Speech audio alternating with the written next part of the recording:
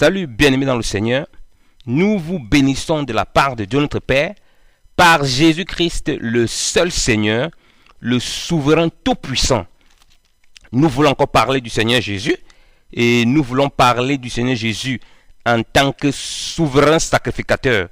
Vous savez qu'il ne s'agit principalement que de Christ dans l'Écriture et la Bible dit que le Saint-Esprit vient uniquement pour glorifier le Seigneur. C'est le Seigneur lui-même qui l'a dit. Donc nous allons continuer à parler du Seigneur Jésus, révéler qui il est, afin de comprendre l'importance de le connaître et ce qu'il a fait pour être encore perfectionné dans notre marche quotidienne. Sous la loi, il y avait le souverain sacrificateur. Sous la loi, parce que vous savez bien qu'il y a le sacerdoce lévitique et le sacerdoce royal. Le sacerdoce royal, c'est sous la descendance de Judas. Judas qui est le quatrième fils de Jacob avec sa première femme qui est Léa. Et Jésus-Christ est la postérité de Judas. Donc nous avons un sacerdoce judéen. Donc voilà pourquoi on l'appelle le sacerdoce royal qui est en Jésus-Christ de Nazareth. Donc sous la loi, le sacerdoce lévitique, il y avait ce qu'on appelle le souverain sacrificateur. Le souverain sacrificateur coiffait tous les autres sacrificateurs. Le souverain sacrificateur était le sommet de la connaissance, le sommet de la personne qui assurait l'intermédiaire entre Dieu et les hommes. Parce que le souverain sacrificateur avait le privilège d'entrer une seule fois l'an dans le lieu très saint. Le lieu très saint était un endroit dans le tabernacle qui avait commencé avec le tabernacle Moïse, que Dieu avait demandé à Moïse de fabriquer. Ensuite, le temple. Dans le tabernacle, il y avait le lieu saint. Et ensuite, il y avait le lieu très saint.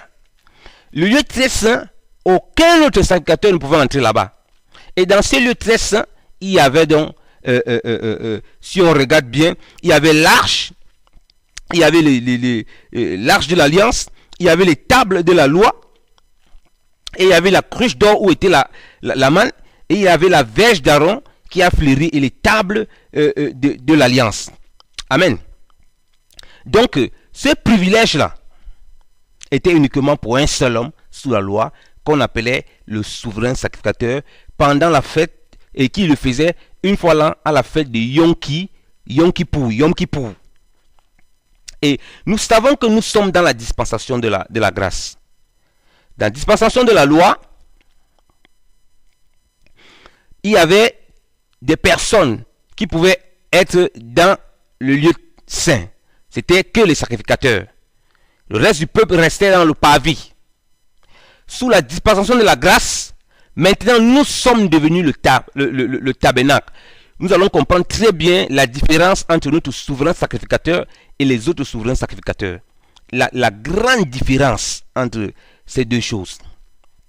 Donc, comme on l'a dit, le sacrificateur sous le sacerdoce lévitique, il le faisait une seule fois l'an. Et la Bible dit que c'était l'ombre des biens à venir. Parce que notre souverain sacrificateur devait le faire une fois, mais son sacrifice devait être beaucoup plus important et beaucoup plus efficace que ceux de la dispensation de la loi. Le sacrificateur de la dispensation de la grâce, qui n'est rien d'autre que Jésus-Christ. Mais pour qu'il réalise donc ce principe une seule fois, il devait être d'une autre dimension. Il devait avoir des caractéristiques qui font en sorte que son sacrifice ne puisse être valable. Son sacrifice, une fois qu'elle est faite, on n'en a plus besoin d'un autre sacrifice. Il devait avoir une qualité qui fasse en sorte que son sacrifice soit un sacrifice qui différencie des autres et qui soit éternel. Ça c'est bon à comprendre. Et ça c'est important à comprendre. Maintenant, je vous invite à lire le livre d'Hébreux, Hébreux 8. Hébreux chapitre 8 à partir du verset 1. Or, l'abrégé de notre discours, c'est que nous avons un tel souverain sacrificateur qui est assis à la droite du trône de la majesté de Dieu dans les cieux, ministre du sanctuaire et du vrai tabernacle que le Seigneur a dressé et non pas les hommes, car tout souverain sacrificateur est ordonné pour offrir des dons et des sacrifices. C'est pourquoi il est nécessaire que celui-ci aussi eût quelque chose pour offrir. Vu même que s'il était sur terre, il ne serait pas sacrificateur, pendant qu'il y aurait des sacrificateurs qui offrent des dons selon la loi, lesquels font le service dans le lieu qui n'est que l'image et l'ombre des choses célestes. Selon que Dieu le dit à Moïse, quand il devait achever le tabernacle. Oh, prends garde, lui dit-il, de faire toutes choses selon le modèle qui t'a été montré sur la montagne. Mais maintenant, notre souverain sacrificateur a obtenu un ministère d'autant plus excellent qu'il est le médiateur d'une plus excellente alliance qui est établie sous de meilleures promesses. Amen. Donc, la Bible dit que les sacrificateurs sont établis pour offrir des sacrifices. Et comme le Seigneur devait offrir lui-même un sacrifice, il devait donner un sacrifice beaucoup plus excellent afin que la dispensation de la grâce soit plus excellente que celle de la loi. Or, le sacrifice le plus excellent qu'il pouvait faire, c'est de donner sa vie. Et comme il ne pouvait pas mourir, il fallait donc qu'il s'incarne. Alléluia. Vous allez comprendre pourquoi il devait mourir. C'est important pour qu'il accomplisse la loi. Vous allez comprendre le pourquoi il devait absolument mourir, bien aimé dans le Seigneur. Puisque, comme on l'a dit, les sacrificateurs faisaient ces choses dans la loi qui était l'ombre des biens à venir. Et on a dit que Jésus devait être de notre rang pour que son sacrifice soit éternel, qu'on ne puisse plus le refaire, qu'on ne puisse plus le répéter et que ce soit largement suffisant pour effacer et nettoyer les péchés, pour réconcilier le ciel et la terre, de telle sorte qu'on n'ait plus besoin de faire autre chose. C'est pourquoi, comme la Bible dit, il est le médiateur d'une alliance beaucoup plus excellente. Alors, regardons les caractéristiques du sacrificateur. Si nous lisons, nous sommes toujours dans Hébreux 7, à partir de Melchisédek. Car ce Melchisédek, lisons même à partir dans Hébreux 6, à partir du verset 17. C'est pourquoi Dieu, voulant faire mieux connaître aux héritiers de la promesse la fermeté immuable de son conseil, il a fait intervenir le serment, afin que par deux choses immuables, dans lesquelles il est impossible que Dieu mente, nous ayons une ferme consolation. Nous qui avons notre refuge à obtenir,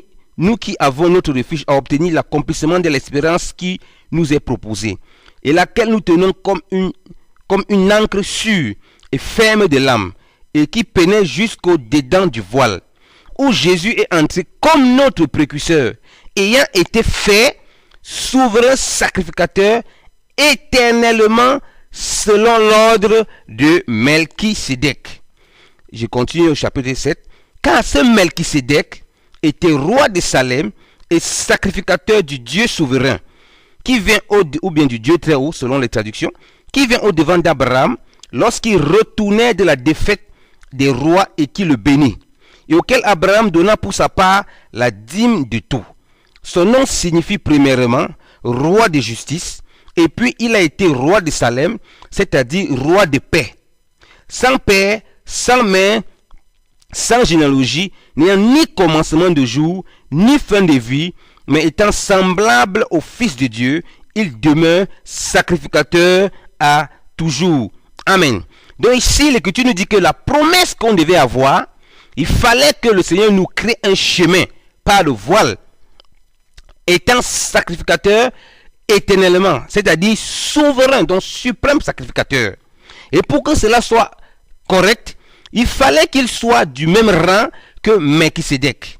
Et l'Écriture nous explique ici en quoi Melchisédek était sacrificateur et ses caractéristiques.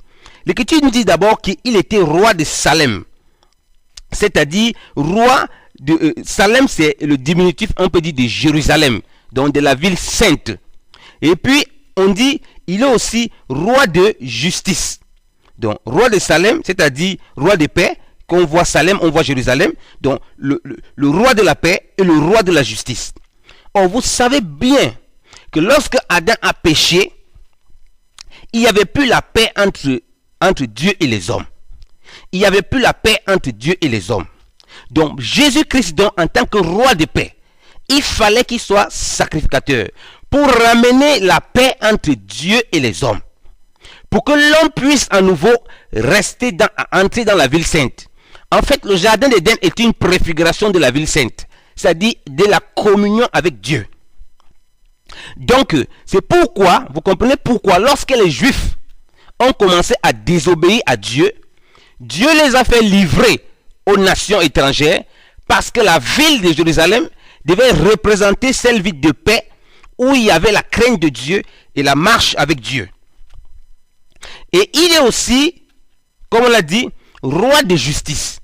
Ça veut dire que la justice parfaite de Dieu devait être manifestée en la personne de Jésus-Christ. Et tout ça, c'est les caractéristiques de Melchisédek qui sont cachées en la personne de Jésus-Christ.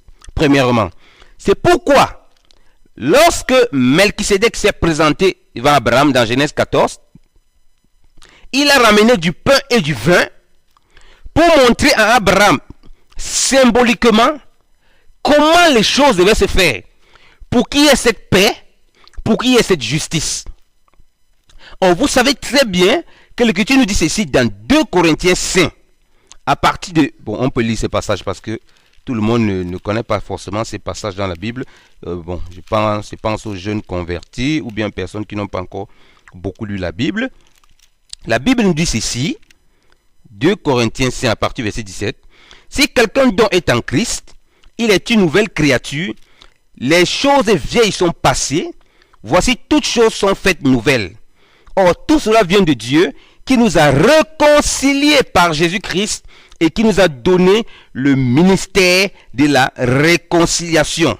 Car Dieu était en Christ, réconciliant le monde avec soi, en ne les imputant point leurs péchés, et il a mis en nous la parole de la réconciliation. Amen. Donc, il fallait qu'il soit roi de paix. Donc, Christ, en accomplissant ça, en donnant, comme les souverains sacrificateurs donnaient tout le temps les sacrifices dans le temple, bon, il y avait un seul souverain sacrificateur, il fallait qu'il meure avant qu'il y ait un prochain. Il permettait à ce qu'il y ait cette réconciliation avec Dieu. Cette médiation avec Dieu soit à nouveau possible. Voilà pourquoi il est roi de paix. Alléluia. Donc, il ramène la paix. Et on peut toujours le lire encore dans cette même lancée. Colossiens. Qu'est-ce que nous dit Colossiens 1 à partir du verset 19. Car le bon plaisir du Père a été que toute plénitude habita en lui et de réconcilier par lui toutes choses avec soi, ayant fait la paix par le sang de sa croix, savoir tant les choses qui sont dans les cieux que celles qui sont sur la terre. Amen. Vous voyez bien aimé dans le Seigneur, la Bible dit ayant fait la paix tant par les choses qui sont dans les cieux et celles qui sont sur la terre. Donc la séparation, on peut dire quand il n'y a pas la paix, quand c'est pas la paix, c'est la guerre. Donc la guerre qu'il y avait entre Dieu et les hommes, le souverain sacrificateur est venu ramener la paix. Donc actuellement, c'est aux hommes simplement d'accepter ce message de la croix et afin de vivre cette véritable paix. C'est pourquoi Jésus va dire à ses disciples, je vous laisse ma paix, je ne vous la donne pas comme le monde. Parce que cette paix a été obtenue par le sang qu'il a versé à la croix. Ce n'est pas une paix par les langages comme les hommes. Ce n'est pas une paix par des discours pernicieux.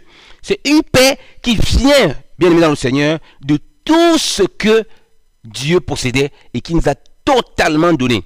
C'est pourquoi l'Écriture dit Dieu a tant aimé, frère, tant aimé, il dit un amour infini, qu'il a donné son Fils afin que quiconque croit, il ait la vie éternelle. Donc, tout ce qu'il avait, tout, frère, est sorti pour être donné.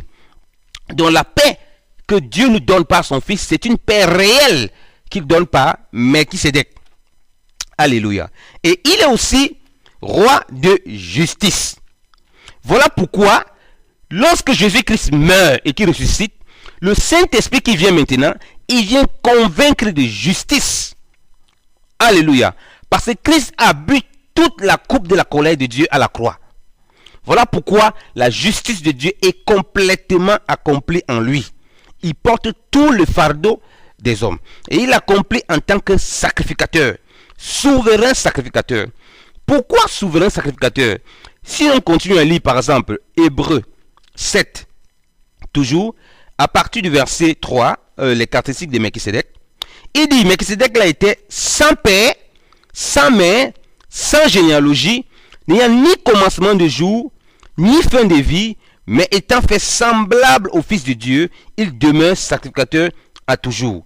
Donc, comme on a vu, roi de Salem, roi de justice, là on voit maintenant d'autres caractéristiques, qu'il n'a pas de commencement de jour, ni fin de vie. Ça c'est important à comprendre. Il n'a pas de mère, ni de mère, ni de père.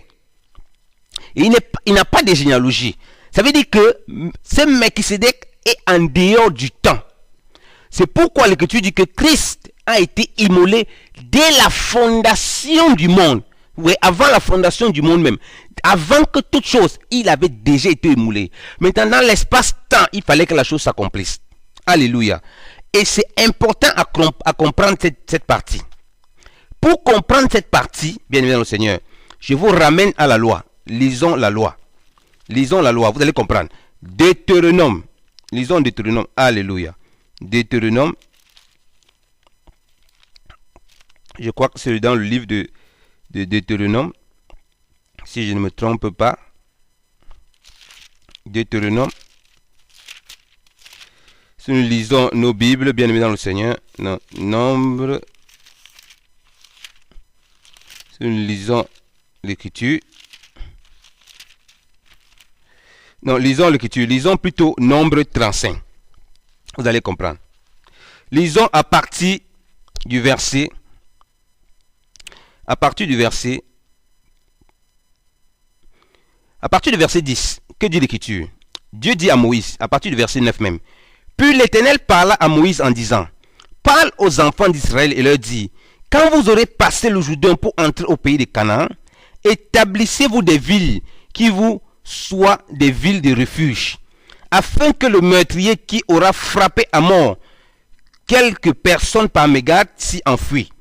Et ces villes seront pour refuge de devant celui qui a le droit de venger le sang, et le meurtrier ne mourra point, qui n'est comparu en jugement devant l'assemblée. De ces villes-là dont vous aurez donné, de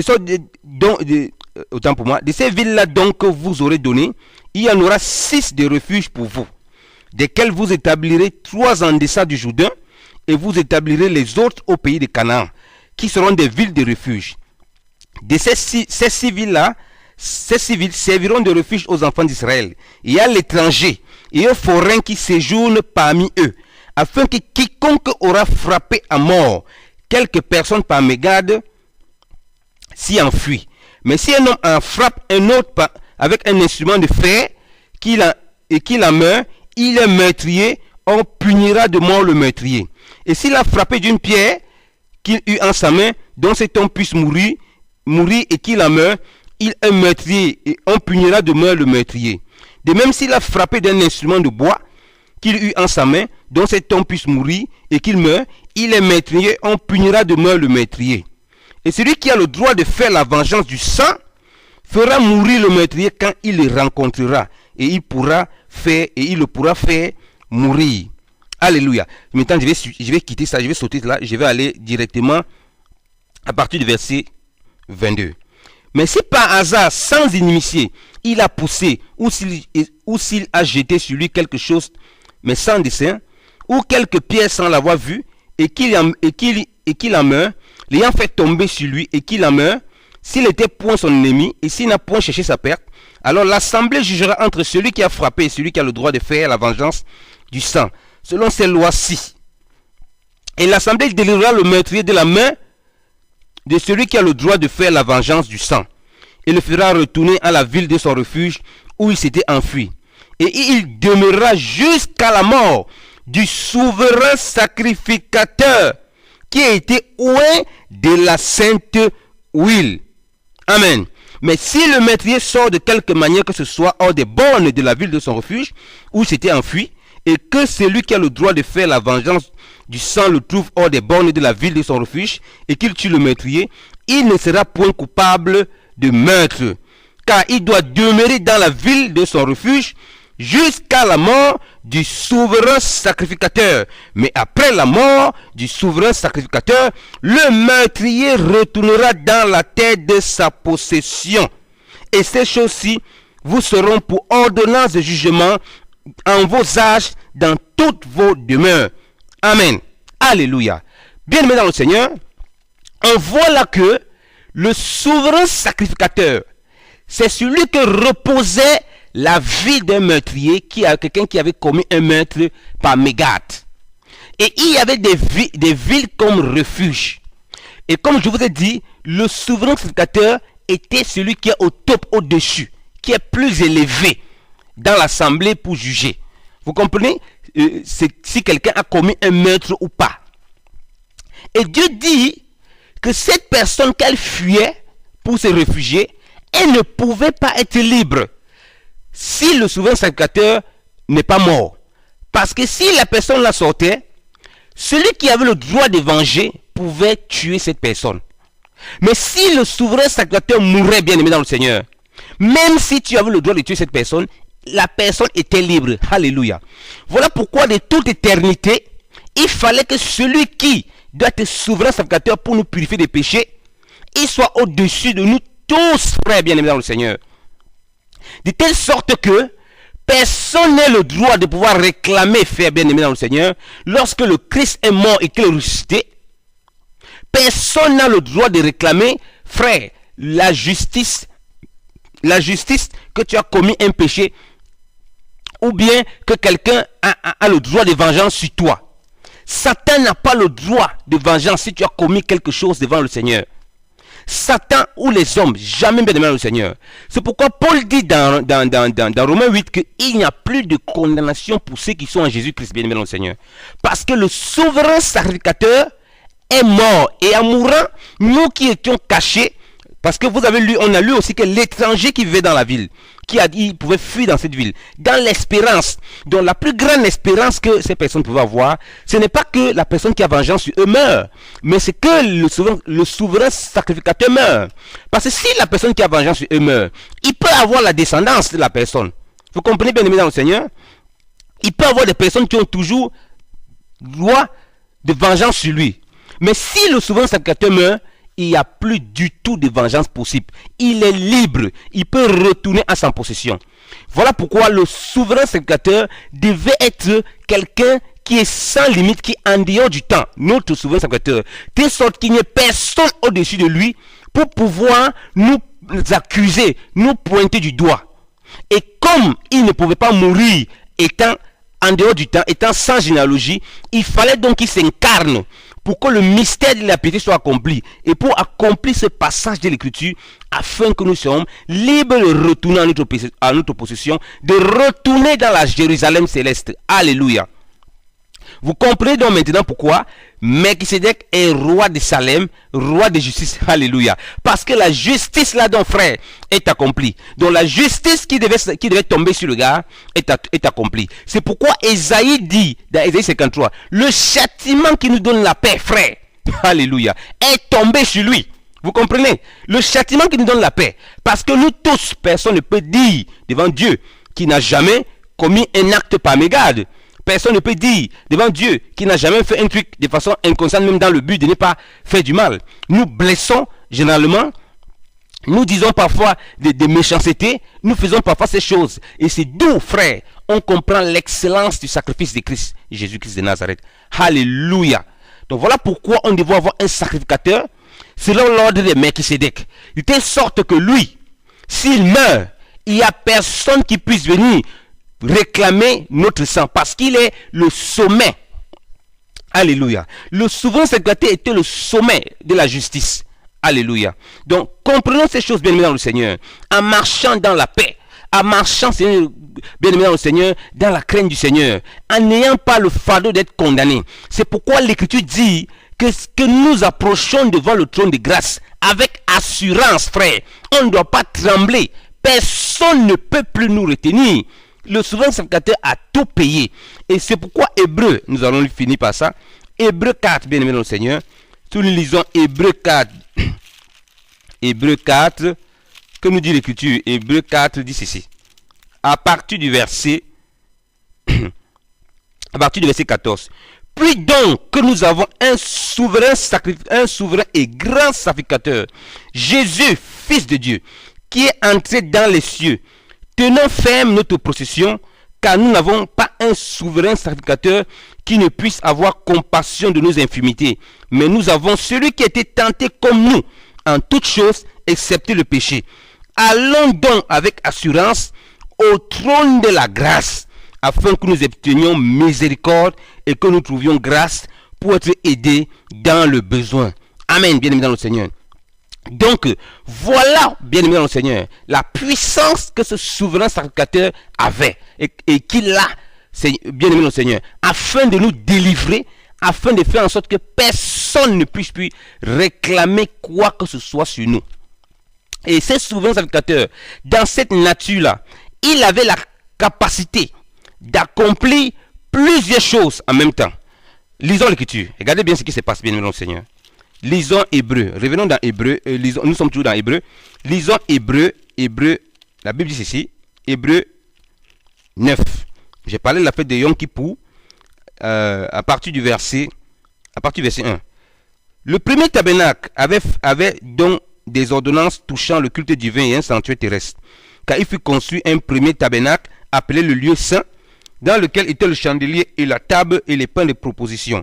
Et après le second voile était le tabernacle qui était appelé le lieu très saint, ayant un encensoir d'or et l'arche de l'alliance entièrement couverte d'or tout autour, dans laquelle était la cruche d'or, où était la manne, et la verge d'Aaron qui avait fleuri, et les tables de l'alliance. Et au-dessus de l'arche étaient les chérubins de gloire, faisant ombre sur le propitiatoire. De quelles choses il n'est pas besoin maintenant de parler en détail.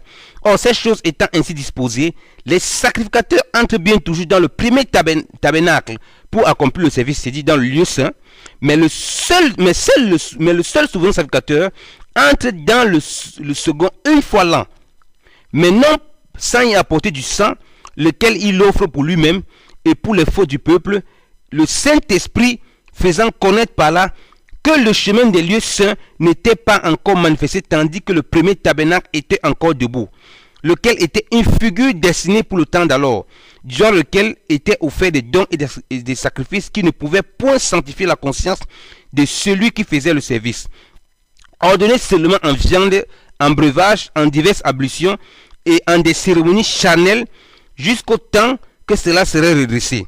Mais Christ étant venu pour être le souverain sacrificateur des biens à venir, par un plus excellent et plus parfait tabernacle, qui n'est pas un tabernacle fait de main, c'est-à-dire qui soit de cette structure.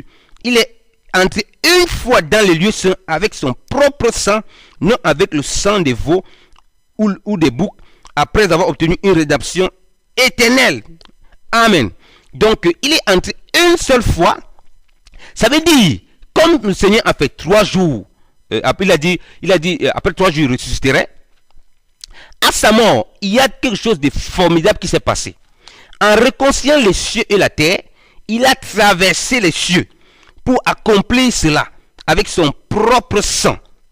Ensuite, la même Bible nous dit, bien aimé dans le Seigneur, que Jésus-Christ était aussi, bien aimé dans le Seigneur, dans le séjour des morts pour prêcher l'évangile. Amen. Si nous lisons 1 Pierre 3, la Bible nous dit ici, à partir du verset 18, vous voyez, on parle toujours sur la souffrance de Christ. Car Christ a aussi souffert une fois pour les péchés, lui juste pour les injustes, afin de nous amener à Dieu, étant mort en la chair, mais vivifié par l'esprit, par lequel aussi étant allé, il a prêché aux esprits qui sont dans la prison, et qui avaient été autrefois incrédules dans la patience de Dieu, quand la patience de Dieu les attendait une fois, durant les jours de Noé, tandis que l'arche se préparait, dans laquelle un petit nombre, savoir 8 personnes, fut sauvé par l'eau. Amen. Donc, Christ en tant que souverain sacrificateur béni dans le Seigneur, il avait le pouvoir de traverser les cieux et de purifier par son sang, rentrer dans le lieu très saint, et dans le lieu très saint, et en même temps prêcher l'évangile à ceux qui avaient été incrédules au temps de Noé. Vous comprenez pourquoi il fallait qu'il soit d'une nature qui lui permette de ne pas être conditionné par le temps. Voilà pourquoi il ne pouvait pas avoir ni commencement ni fin de vie. Donc quand il mourait physiquement dans sa chair, dans sa personne intérieure, il était capable d'être en deux endroits différents. Il était capable, bien aimé dans le Seigneur, de réaliser cette œuvre manifeste à la croix. Oh, bien aimé dans le Seigneur, quel souverain sacrificateur nous avons en la personne de Jésus-Christ. Alléluia. Mais bien aimé dans le Seigneur, ne craignez point. Jésus-Christ est Seigneur. Jésus-Christ est le souverain sacrificateur. Approchez-vous devant le trône de grâce sans avoir crainte. Si vous avez commis un forfait, venez à lui. Il a le pouvoir de vous purifier totalement et de vous sanctifier. Car il est réellement puissant. Il est le souverain sacrificateur, le Seigneur de toute éternité. Que le Seigneur vous bénisse abondamment. Au nom puissant de Jésus-Christ. Amen.